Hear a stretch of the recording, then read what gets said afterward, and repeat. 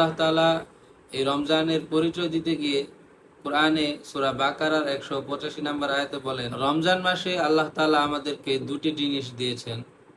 এক হলো সিয়াম তথা রোজা, আরেকটি হলো আসসালামু আলাইকুম ওয়া রাহমাতুল্লাহি ওয়া বারাকাতুহু। মাহে রমজানের বিশেষ আমল সমূহের নতুন পর্বে সকলকে আন্তরিকভাবে মোবারকবাদ। আজকে আলোচনা করব রমজান মাসে বেশি বেশি কোরআন তেলাওয়াত করা, রমজানের অন্যতম একটি বিশেষ আমল বা রাসূল সাল্লাল্লাহু আলাইহি ওয়াসাল্লামের সুন্নাত। রমজান কুরআনের মাস। এ মাসেই লৌহে মাহফুজ থেকে প্রথম আসমানে কুরআন নাজিল হয়। আবার রাসূল সাল্লাল্লাহু আলাইহি ওয়াসাল্লামের উপর কুরআন নাজিল হওয়ার যে ধারা, তা এই রমজান মাসেই সূচনা হয়েছিল।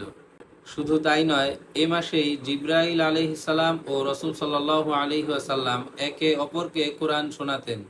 সুতরাং বলাই যায় কুরআনের মাস হলো এই রমজান।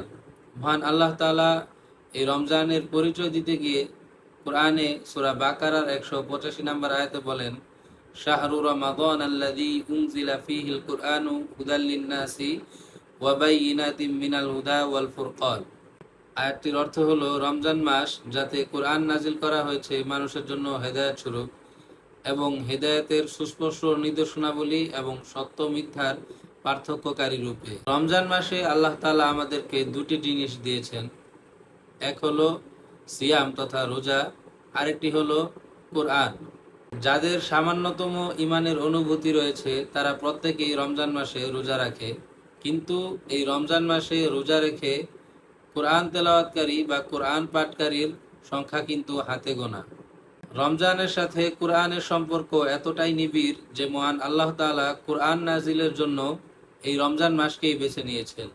রোজার সাথেও কোরআনের বিশেষ সম্পর্ক রয়েছে, কেননা হাদিসে পাওয়া যায় রাসূল সাল্লাল্লাহু আলাইহি ওয়াসাল্লাম বলেন, কিয়ামতের দিন রোজা ও কোরআন এই দুটি আমল বান্দার জন্য আল্লাহর নিকট সুপারিশ করবে। এজন্য রমজান মাসে কোরআনের সাথে সম্পর্ক আমাদের আরো সুনিবিড় করতে হবে।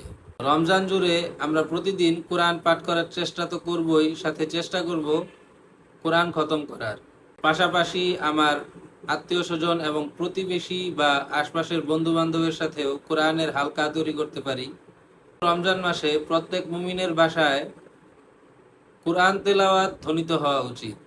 কর্মব্যস্ততা ও উদাসীনতার কারণে আমরা অধিকাংশ মানুষই বাকি 11টি মাস কোরআনের সাথে তেমন সম্পর্ক রাখতে পারি না।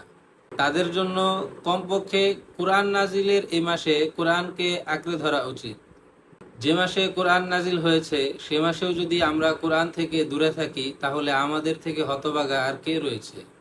সালফে সালেহিন অর্থাৎ ইসলামের সোনালী যুগের স্বর্ণ মানবগণ রমজান মাসে কোরআন নিয়ে সবচেয়ে বেশি সময় কাটাতেন।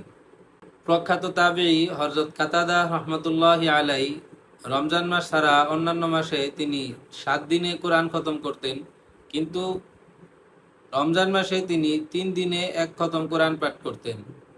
সুতরাং আল্লাহ তাআলা আমাদেরকে এই রমজান মাসে বেশি বেশি কোরআন পাঠ করা এবং কোরআনের সাথে সুনিবিড় সম্পর্ক গড়ে তোলার তৌফিক দান করুন। আসসালামু আলাইকুম ওয়া রাহমাতুল্লাহ।